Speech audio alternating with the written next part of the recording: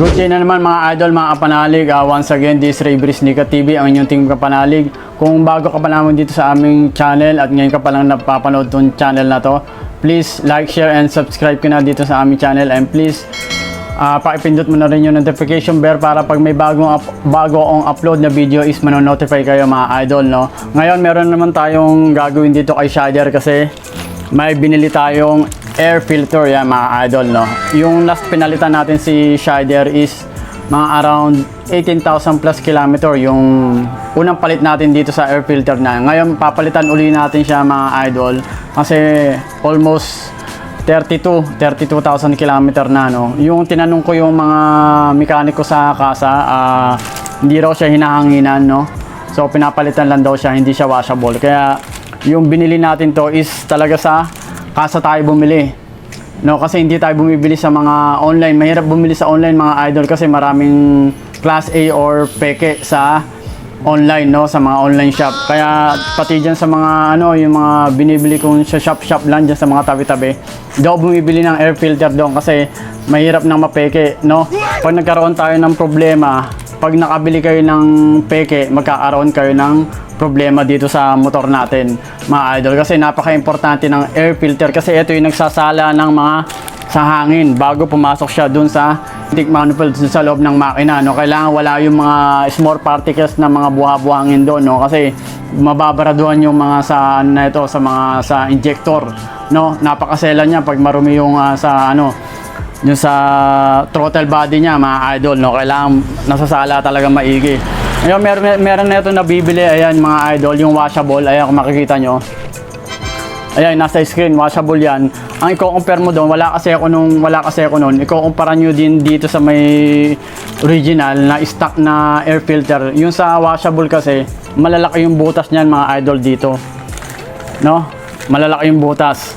So maganda siya. Pag yung iba gumagamit ng washable, mas maganda raw, mas lumalakas yung arangkada. Kasi kaya lumalakas ang arangkada ng mga idol kasi mas maraming hangin na nakapapasok doon sa throttle body. Mas maraming hangin, mas maganda yung sunog, mas lalakas yung sunog doon sa loob ng throttle body sa makina, doon sa combustion chamber. Ngayon, ang masaklap lang doon, malalaki nga ang butas. Ang iba naman yung mga alikabok, nakakalusot na. Hindi unless dito sa binili natin, no? Malalaman nyo yan pag bumili kayo nito, no? Kung para sa ang model to. Kasi may, eto, katulad natin, yung binili natin kay Shider, yung NMAX natin is para sa version 1. Eto yan mga idol, no? Ayan, 2DP. Ayan, kung makita nyo, 2DP. Pag sinabing 2DP, pang version 1 yan. Yamaha NMAX version 1, no? Yan, tatandaan nyo mga idol. Dun sa version 2, hindi ko alam kung ano yung mga code doon. Pero yun nga, sa sinasabi ko dito lang para kay Shider natin sa version 1 natin is 2DP mga kapanalig, no? Ngayon, ipalitan na natin to mga idol. Eh, may mga tornilyo yan mga kapanalig, no? Itabi nyo lang. Tanggalin nyo lang itong mga tornilyo.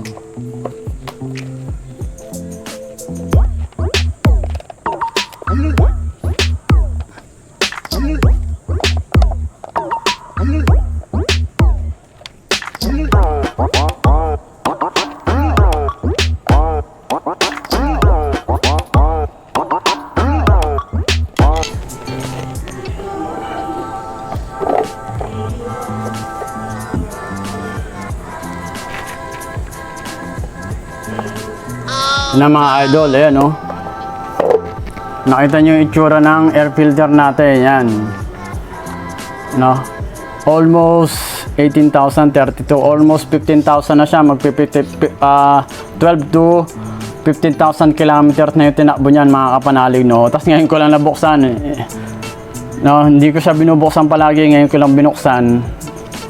Ayan yung itsura nung sa air filter natin. Mas meron po siyang basa-basa, ayan. Bruh.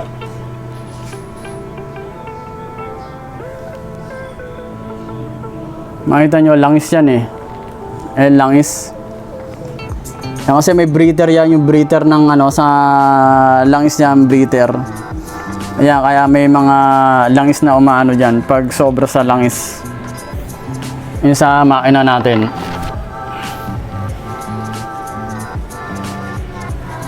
Ayan, gawin nyo lang dyan, punasan nyo lang.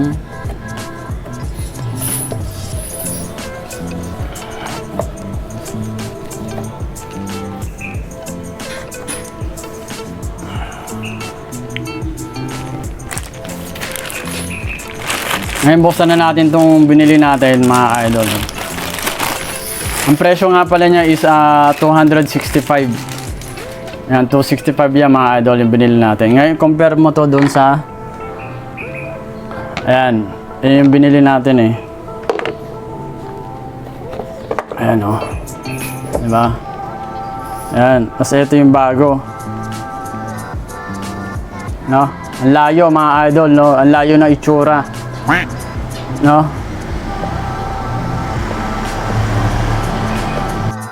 Kung mapapansin nyo rito mga idol, no? Sobrang alikabok niya. Ayan, no? Ayan, ang kapal na ng alikabok mga idol. Ayan, kaya dapat nyo, papalitan nyo talaga siya. No? Napakahalagang papalitan nyo tong air filter na yan mga idol para yung mga nasasagap na hangin is mas marami pa. Kasi pag naging barado to, no? Nagbarado siya talaga na wala na nadadaan ng hangin. Mahihirapan yung makina nyo na dun sa air and fuel mixture dun sa loob ng combustion chamber. Humihina rin ang arangkada niyan mga idol, no? Kaya napakahalaga nito, napapalitan nyo siya on time and chinecheck nyo tong air filter para maging maganda yung performance ng motor natin mga kapanalig. Ayan. Ay, lagyan na natin to, palitan na natin siya ng bago.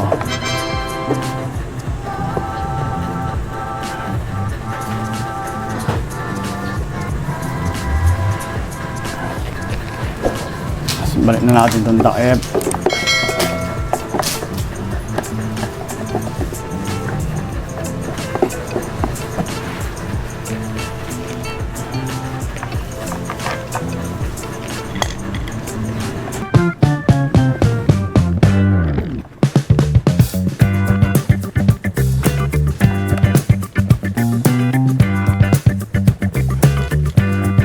So mga kapanalig, natapos na natin palitan yung air filter natin, no. Yung payo ko lang, no, wag niyo na paabutin na masyado ng matagal yung air filter niyo, no. Palagi niyo siyang check upin para hindi kayo magkaroon ng problema dun sa makina niyo, hindi maging palyado, lalo na dun sa throttle body, and doon magkakaroon epekto yan dun sa combustion chamber niyo saka sa injector, no. Masisira yung mga kapanalig, no. Wag niyo na paabutin ng masyadong ganito. No, nakita nyo yan man, no, napakadumi na. Barado na yan, konti na yung dumadaloy na hangin dito sa likod, no. Yung nahihigop niya. Kaya masyado nang sabi ko nga kanina, pag masyadong mas marami yung gasolina, nagiging mas makarbon nyo sa loob ng combustion chamber nyo kasi konti lang yung hangin na pumapasok. And then hindi masyado nasusunog yung gasolina dun sa combustion chamber. So magkakaroon siya ng carbon deposit. Pag nagkaroon siya ng maraming carbon deposit doon, magbabarado yung throttle body nyo and pupunta na yan dun sa injector, no, yung mga carbon deposit. Ngayon magkakaroon ng gas-gas yan, mga piston nyo, yan, magkakaroon na kayo ng blow by mga kapanalig, no. Kaya isa to na napakahalaga, napapalitan nyo siya ng on time mga idol. So yun lang mga idol, sana may nabigyan na naman ako sa inyo ng mga idea.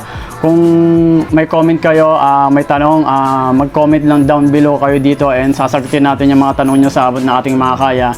And please like, share, and subscribe ko na dito sa aming YouTube channel and pakipindot mo na yung notification bell para pag may bagong upload tayo mga idol, manonotify kayo agad dun sa mga bagong video natin. So until sa next video mga kapanalig, ride safe and God bless mga kapanalig.